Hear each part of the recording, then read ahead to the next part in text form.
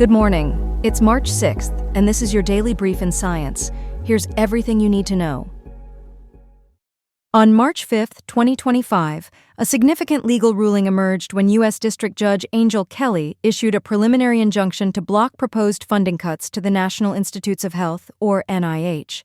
These cuts, put forth by the Trump administration, have raised alarms among scientists who argue that they could jeopardize patient care and lead to substantial job losses in the research community. The injunction is a response to lawsuits from a coalition of 22 states and various organizations representing universities and research institutions. They contend that the proposed cuts would cause irreparable harm to vital medical research initiatives. The policy change aimed to impose a flat cap of 15% on indirect costs associated with research, a drastic reduction from previously negotiated rates that ranged from 30% to 70%. This new funding policy was intended to save the NIH approximately $4 billion annually, but it has faced significant backlash from the academic community. Critics argue that such reductions would severely hinder scientific progress and could lead to layoffs, particularly in crucial research areas like Alzheimer's, cancer, and heart disease, where hundreds of millions of dollars in funding are at stake. The plaintiffs in the case argue that the NIH's abrupt policy change violated the Administrative Procedure Act, asserting that it was poorly explained and implemented. On the other hand, the administration maintains that it acted within regulatory guidelines. Judge Kelly has indicated that the plaintiffs are likely to succeed in their case, deeming the NIH's notice unlawful and highlighting the potential chaos that could result from a patchwork of injunctions. As of now, the Department of Health and Human Services, which oversees the NIH, has not commented on the ruling. Concerns remain that even if the NIH policy is overturned, the announcement could contribute to a brain drain of researchers leaving the U.S. due to fears of funding instability. The Trump administration characterized indirect expenses as merely overhead, but institutions assert that these costs are essential for research operations, including utilities and administrative salaries. Last year, the NIH awarded around $35 billion in grants, which encompassed both direct and indirect costs necessary for effective administrative support. The backlash against the proposed funding cuts underscores the critical role of indirect costs in sustaining scientific research and maintaining the workforce vital for advancements in public health. NASA is taking significant steps to extend the life of its Voyager spacecraft by deactivating 2 scientific instruments. This decision aims to conserve power for what remains of their extended missions in interstellar space. The low-energy charged particle instrument on Voyager 2 is set to be switched off on March 24, 2025, after it has exceeded its expected operational lifespan.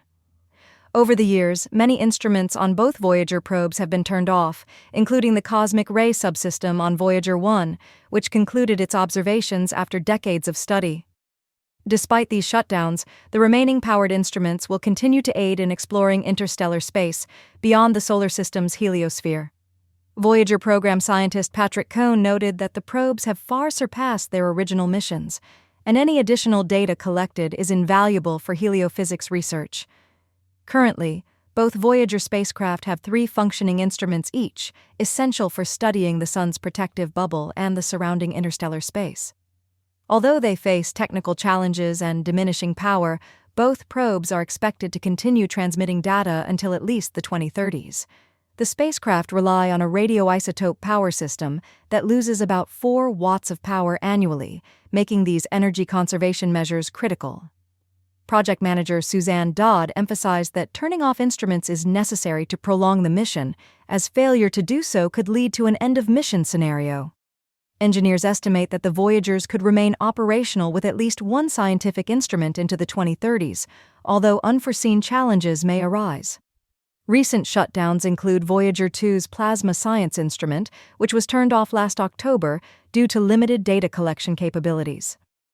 Since their launch in 1977, the Voyager probes have traveled over 15 billion miles for Voyager 1 and over 13 billion miles for Voyager 2, making them the only human-made objects to have operated in interstellar space.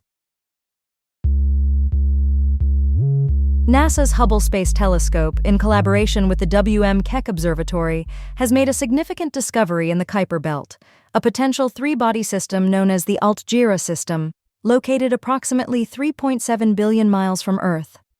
This finding is particularly intriguing as Altjira is set to enter an eclipsing period over the next decade, which will enhance observational opportunities, especially with the help of NASA's James Webb Space Telescope. The inner object of the Altjira system may consist of two bodies that are indistinguishable from such vast distances, or it could be a contact binary or an elongated shape. Researchers will need to conduct further observations to confirm the precise nature of this inner object. The discovery suggests that the Altjira system may represent a stable trio of icy bodies, supporting the theory that such formations arise from gravitational collapse rather than collisions. Darren Rogozin, a co-author from Brigham Young University, noted that the change in the outer object's orbit orientation aligns with the hypothesis of a triple system when analyzed with Hubble data. Notably, Altjira is significantly larger than previously studied Kuiper Belt objects, measuring approximately 124 miles wide, making it 10 times larger than Arrokoth, a known contact binary. Researchers have tracked the Altjira system for 17 years, gathering observational data that indicates the unique co-orbital motion of its components, which suggests the possibility of a triple system. This finding is noteworthy, as prior to this, only about 40 binary objects had been identified in the Kuiper Belt. The potential for triples like Altjira indicates that a larger yet undiscovered population of such systems may exist. The findings from Hubble reinforce the theory that Kuiper Belt objects form through processes akin to star formation, which typically results in pairs or triples. Since the first Kuiper Belt objects were identified in 1992, over 3,000 have been catalogued, with estimates suggesting that hundreds of thousands more await discovery. The James Webb Space Telescope is expected to provide additional insights into whether the components of Altjira share similar characteristics, enhancing our understanding of this intriguing system. A groundbreaking development in pain management has emerged from researchers at Washington University School of Medicine and Stanford University. They have created a new compound that mimics the pain-relieving properties of cannabis, without the psychoactive side effects that often accompany its use.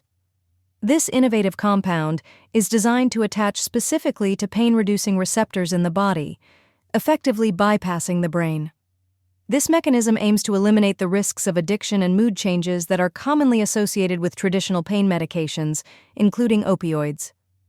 Chronic pain is a significant issue, affecting approximately 50 million people in the U.S., and this new compound seeks to provide a non-addictive alternative to opioids, which were linked to over 82,000 overdose deaths in 2022. While cannabis has been historically used for pain management, its psychoactive effects have limited its acceptance in clinical settings. Dr. Susruta Majumdar, who has dedicated 15 years to researching non-addictive pain treatments, highlighted the urgent need for alternatives to opioids. The research team utilized sophisticated computational modeling to discover a unique pocket on the cannabinoid receptor, allowing their compound to bind in a way that reduces the development of tolerance, a common drawback of conventional treatments. The newly designed positively charged cannabinoid molecule cannot cross the blood-brain barrier, enabling it to interact with cannabinoid receptor 1 or CB1 on pain-sensing nerves without impacting the brain's reward system. In mouse models, this modified compound showed significant pain relief, effectively eliminating touch hypersensitivity without leading to tolerance after repeated doses over 9 days. Looking ahead, the researchers plan to further develop this compound into an oral medication for future clinical trials, aiming to provide a safer option for those suffering from chronic pain. Researchers at Johns Hopkins University and Cold Spring Harbor Laboratory have made significant strides in understanding the genetic control of fruit size in tomatoes and eggplants. This research could lead to the development of larger and tastier varieties of these crops, addressing both consumer preferences and agricultural needs. The initiative involves mapping the complete genomes of 22 nightshade crops, which include tomatoes and eggplants. This comprehensive genomic mapping will enhance the understanding of their genetic traits, facilitating the creation of improved crop varieties that could be more efficient for large-scale production. Through their efforts, the researchers identified key genes that influence fruit size, laying the groundwork for innovative advancements in agriculture. Their groundbreaking findings were published in the journal Nature, and they could have a transformative impact, particularly in regions where local crop varieties are too small for commercial viability. Co-lead author Michael Schatz emphasized the importance of studying multiple species together, which has opened new avenues for crop engineering and flavor enhancement. He noted that with proper gene editing techniques, a single seed could potentially create new agricultural markets worldwide, revolutionizing food production. Schatz highlighted the potential of gene-edited seeds to significantly improve agricultural practices, especially in developing regions like Africa. This research exemplifies the concept of pangenetics, where the simultaneous study of multiple species enhances genetic understanding and could lead to the introduction of new fruits and flavors globally. The implications of this research extend to enhancing agricultural efficiency, enabling the cultivation of larger, commercially viable produce in areas where current crops are insufficient. Schatz reiterated the importance of collaborative research in advancing agricultural genetics, benefiting both tomatoes and African eggplants. Notably, editing the CLV3 gene in a native Australian nightshade resulted in larger fruits, underscoring the significance of specific gene modifications. Utilizing CRISPR-Cas9 technology, the team modified gene duplicates to assess their impact on traits such as fruit size and shape, discovering that over half of the studied genes had undergone duplication during evolution. This has been your daily brief in science. To read more about these stories, follow the links in the episode bio. You can also subscribe to these updates via email at www.brief.news. For more daily podcasts about the topics you love, visit brief.news/podcasts. Tune in tomorrow. We'll be back with everything you need to know.